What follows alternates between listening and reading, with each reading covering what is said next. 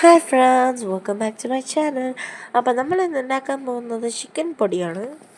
ഇത് നമുക്ക് ചോറിൻ്റെ കൂടെയും പുട്ടിൻ്റെ കൂടെ ഒക്കെ കഴിക്കാൻ പറ്റിയ നല്ലൊരു ടേസ്റ്റി ഒരു ചമ്മന്തി പൊടി മോഡലാണ്. അപ്പോൾ നമുക്കിതിൻ്റെ റെസിപ്പി നോക്കാം. അതിനു മുമ്പായിട്ട് നിങ്ങളെല്ലാവരും നമ്മളുടെ വീഡിയോ ലൈക്ക് ചെയ്യണം, സബ്സ്ക്രൈബ് ചെയ്യണം, ബെല്ലൈക്കൺ ക്ലിക്ക് ചെയ്യണം.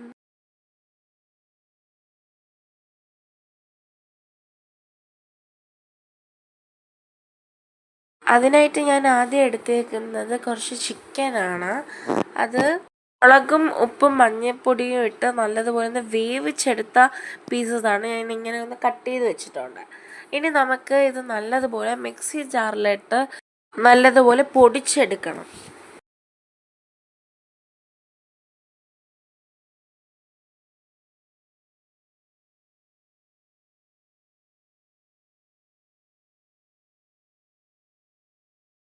അപ്പോൾ ഞാൻ എല്ലാം പൊടിച്ചെടുത്ത് വെച്ചിട്ടുണ്ട്. ഇനി നമുക്ക് വലിയ സവാള 3 എടുക്കാം. നമുക്കിത് നല്ലതുപോലെ എണ്ണയിലിട്ട് പൊരിച്ചെടുക്കണം.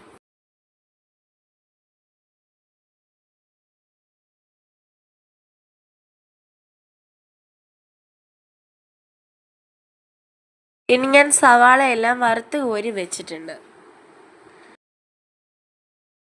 ഇനി നമുക്ക് ഒരു കടായിലേക്കോട്ട് കുറച്ച് എണ്ണ ഒഴിച്ചു കൊടുക്കണം. എന്നിട്ട് ഈ പൊടിച്ചു വെച്ചിരിക്കുന്ന ചിക്കനെല്ലാം ഇതിലേക്കോട്ട് തട്ടി കൊടുക്കണം. ഇനി നമുക്കിത് നല്ലതുപോലെ മൊരിഞ്ഞ് കിട്ടണം. അപ്പോൾ നമുക്കിത് നല്ലതുപോലെ മൊരിഞ്ഞ് കിട്ടിയിട്ടുണ്ട്, കണ്ടോ? ഇനി നമുക്ക് ഇതിലേക്കോട്ട് കുറച്ച് ഗരം മസാല ആഡ് ചെയ്ത് കൊടുക്കാം.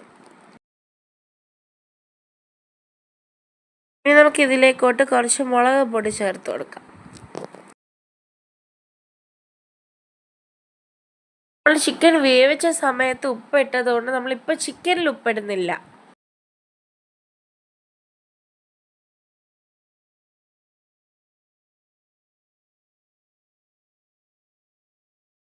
ഇനി നമുക്കൊരു കടായിലേക്കൂടെ കുറച്ച് എണ്ണ ഒഴിച്ചതിന് ശേഷം ഇഞ്ചി ചതച്ച് ആഡ് ചെയ്ത് കൊടുക്കാം. കൂടെ വെളുത്തുള്ളി ചതച്ചതും കൂടെ ആഡ് ചെയ്ത് കൊടുക്കണം. ഇനി നമുക്ക് ഇതിൻ്റെ അകത്തേക്കോട്ട് കുറച്ച് കരിവേപ്പിലയും കൂടെ ചേർത്ത് കൊടുക്കാം. ഇനി നമുക്ക് ഇതിൻ്റെ അകത്തേക്കൂടെ കുറച്ച് ഉപ്പ് ആഡ് ചെയ്ത് കൊടുക്കാം.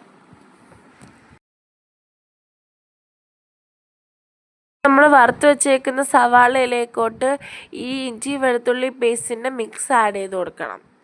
വറുത്ത് വെച്ചേക്കുന്ന ചിക്കനിലേക്കോട്ട് ഈ സവാളേൻ്റെ മിക്സ് ആഡ് ചെയ്ത് കൊടുക്കണം.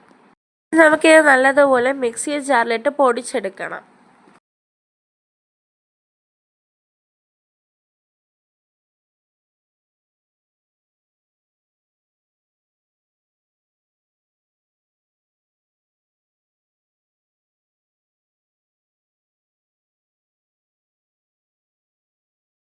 ഇപ്പോൾ നമ്മളുടെ ചിക്കൻ പൊടി റെഡിയായി കിട്ടിയിട്ടുണ്ട്. നല്ല ടേസ്റ്റിയാണ്. നിങ്ങൾക്ക് ചോറിൻ്റെ കൂടെയൊക്കെ കഴിക്കാൻ പറ്റിയ നല്ലൊരു രുചിയുള്ള ഒരു വിഭവമാണ്. നിങ്ങളെല്ലാവരും ട്രൈ ചെയ്ത് നോക്കണം. നിങ്ങളുടെ അഭിപ്രായമെല്ലാം നമ്മളുടെ കമൻറ്റ് ബോക്സിൽ അറിയിക്കേണ്ടതാണ്.